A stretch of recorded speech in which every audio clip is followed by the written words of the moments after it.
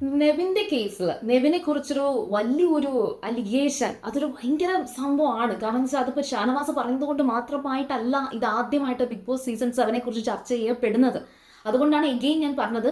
പിന്നെ അതിന്റെ കൂടെ തന്നെ ഞാൻ പറയട്ടെ, ഇത് രാവിലെ ഫസ്റ്റ് ഞാൻ ഇട്ട ഒരു വീഡിയോയ്ക്കകത്ത് മാൻ ഓർ ഗേ എന്ന് പറഞ്ഞത് ഭയങ്കര തെറ്റായിപ്പോയി. I am very sorry.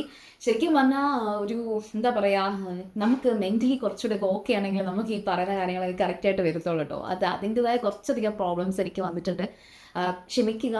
പിന്നെ അതായത് ഹെട്രോസെക്ഷൽ ആണോ അതോ ഗേ ആണോ, എന്താണ് നെവിൻ്റെ ഒരു സെക്ഷുവാലിറ്റി എന്ന് ചർച്ച ചെയ്യപ്പെടേണ്ട കാര്യമുണ്ടോ എന്ന് ചോദിച്ചാൽ അത് നെവിൻ്റെ പക്കാ പേഴ്സണൽ കാര്യമാണ്. സ്റ്റിൽ അത് ചർച്ച ചെയ്യപ്പെടാൻ വേണ്ടിയിട്ട് നിർബന്ധിതനാകുന്ന ഒരു അവസ്ഥയിലേക്ക് നെവിൻ എത്തുകയാണ്. അങ്ങനൊരു അവസ്ഥ എത്തിച്ചതും നെവിൻ തന്നെയാണ്. കാരണം നെവിൻ ഉറപ്പായിട്ടും അവിടെയുള്ള ആൾക്കാരോട് ബിഹേവ് ചെയ്യുന്നത്, ഇപ്പോൾ ആര്യൻ കംപ്ലൈന്റ് പറഞ്ഞിട്ടുണ്ടായിരുന്നു. അത് അവർ തമ്മിൽ കുറച്ചധികം ക്ലോസ് ആയതിനു ശേഷമാണ് ആര്യൻ പിന്നെ അത് നെഗ്ലക്ട് ചെയ്തത്. അതുപോലെ ഷാനവാസിന്റെ അടുത്ത്, അഭിയുടെ അടുത്ത്, അനുമോൾ ഉൾപ്പെടെ അത് ഡിസ്കസ് ചെയ്ത സ്ഥിതിക്ക് നെവിൻ എന്ന് പറയുന്ന ഒരു വ്യക്തി എങ്ങനെയാണ് ഇവരോട് സംസാരിക്കുന്നത്? അതായത് നമ്മളിപ്പോൾ എത്ര ഫ്രണ്ട് ആണെങ്കിലും, ക്ലോസ് ഫ്രണ്ടാണ്, ഗേള് ഫ്രണ്ട്ഷിപ്പാണ്, പക്ഷെ എങ്കിൽ കൂടിയും ഈ വണ്ടിക്കകത്തൊക്കെ ഇരിക്കുമ്പോൾ ഒരുപാട് ഹഗ് ചെയ്തിരിക്കരുത്, അല്ലെങ്കിൽ നമ്മൾ അടുത്തടുത്തിരിക്കുമ്പോൾ എന്നെ വന്ന് കൂടുതൽ കെട്ടിപ്പിടിക്കില്ല, എനിക്ക് എന്തോ ബോഡിൽ അതെനിക്ക് ആക്സെപ്റ്റ് ചെയ്യാൻ പറ്റുന്നില്ല, ഇഷ്ടപ്പെടുന്നില്ല എന്ന് പറയുന്ന ആൾക്കാരുള്ള നമ്മുടെ സൊസൈറ്റിയിൽ ഈ നെവിൻ വന്ന് ഈ ഒരു ഹൗസിനകത്തുള്ള ആണുങ്ങളോട് അല്ലെങ്കിൽ കോമൺ ആയിട്ട് എല്ലാവരോടും ഇങ്ങനെ ടച്ച് ചെയ്ത് സംസാരിക്കുന്നത് ഓപ്പോസിറ്റ് നിൽക്കുന്ന ആൾക്ക് ഇഷ്ടമല്ലെങ്കിൽ ഇഷ്ടമല്ല എന്ന് പറയാനുള്ള അധികാരമുണ്ട്, സ്വാതന്ത്ര്യമുണ്ട്. അത് ഷാനവാസ് അവിടെ ചെയ്തിട്ടുണ്ട്. എന്നിട്ടും അതൊരു വലിയ ഡബിൾ മീനിങ് കോമഡീസ് പറഞ്ഞു എന്ന രീതിയിലാണ് ഷാനവാസ് അവിടെ പറഞ്ഞത്. അപ്പോൾ ഇതിനെ ആദ്യം സപ്പോർട്ട് ചെയ്തതും അത് നോമിനേഷനിൽ സപ്പോർട്ട് ചെയ്ത് നോമിനേറ്റ് ചെയ്യാൻ പോലും അവിടെ തൻ്റെ ഇടം കാണിച്ചതും ആദിലയാണ്. പക്ഷെ ആദിലയ്ക്ക് ഒരു മനസ്സുമാറ്റം സംഭവിച്ചിട്ടുണ്ട്. ആ ഒരു ബിബി ഹോട്ടലിൻ്റെയൊക്കെ ടാസ്കിൻ്റെ ഇടയിൽ നമ്മുടെ നെവിനോടെ ഡോക്ടറാണ്, അപ്പോൾ ഡോക്ടറിനെ കൺസൾട്ട് ചെയ്യുന്ന രീതിയിൽ എന്ന് പറഞ്ഞിട്ട് ആദില വന്ന് സംസാരിച്ച ഒരു ലൈവിൽ നടന്ന ഒരു സംഭവത്തെക്കുറിച്ച് പറയാനാണ് ഞാനിപ്പോൾ ഈ വീഡിയോ ചെയ്തത് തന്നെ. സംസാരിച്ചതിൽ ആദ്യം തന്നെ സംസാരിക്കാൻ തന്നെ ബുദ്ധിമുട്ടുള്ളതുപോലെ ആദില അവിടെ ഇരിക്കുന്നുണ്ട്. അപ്പോൾ നിങ്ങൾ എന്ത് വേണമെങ്കിലും പറഞ്ഞോ, കരയണ്ട എന്ന് ഞാൻ പറഞ്ഞത് എന്നോടാണ് എന്നൊക്കെ നെവിൻ പറയുന്നുണ്ട്.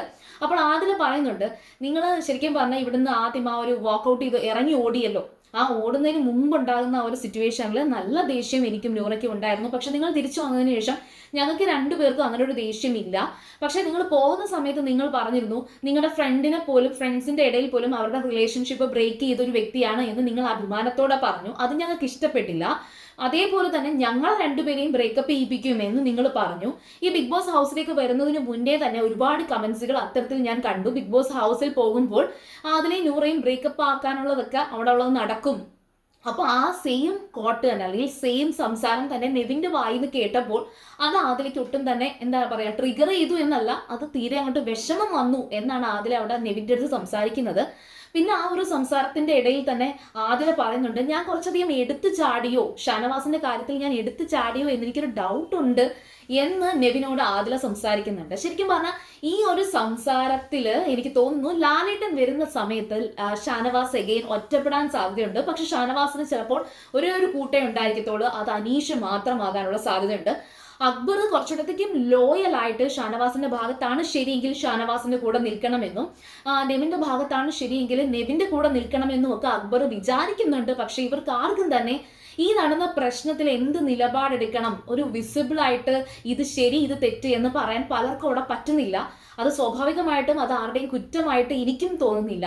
ഇപ്പൊ നമ്മളാണെങ്കിൽ പോലും ഷാനവാസ് അങ്ങനെ പറഞ്ഞു, ഷാനവാസിന് അങ്ങനെ ഒരു ബാഡ് ബിഹേവിയർ നെവിന്റെ ഭാഗത്ത് നിന്നുണ്ടായി, അതുകൊണ്ടാണ് ഷാനവാസ് അത് പറഞ്ഞത് എന്ന് നമുക്ക് പറയാൻ പറ്റും. പക്ഷെ നെവിൻ അങ്ങനെ ബാഡായിട്ട് തിങ്ക് ചെയ്തോ ഇല്ലയോ എന്നൊക്കെയുള്ള കാര്യത്തിൽ ഒരുപാട് കൺഫ്യൂഷൻസ് നമുക്കും ഉണ്ടാവും. സോ എന്തായാലും ശരി, ലാലേട്ടൻ വരുമ്പോൾ ഷാനവാസിന് എന്തായാലും നല്ലൊരു സ്ക്രീൻ സ്പേസ് ഷാനവാസിന് കിട്ടി. ഷാനവാസ് വലിയൊരു സംഭവം അവിടെ ഭയങ്കരമായിട്ട് പ്രസന്റ് ചെയ്തു.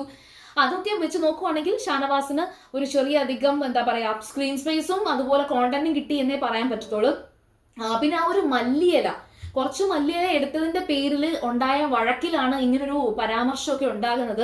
അതിന്റെ പേരിൽ ബിഗ് ബോസിന്റെ ഒരു പ്രോപ്പർട്ടി അവിടെ നശിപ്പിക്കപ്പെട്ടിരുന്നു. അവർ കപ്പ് പൊട്ടിച്ചു, അത് ഷാനവാസിന്റെ തലയിലാണ് വീണിരിക്കുന്നത്.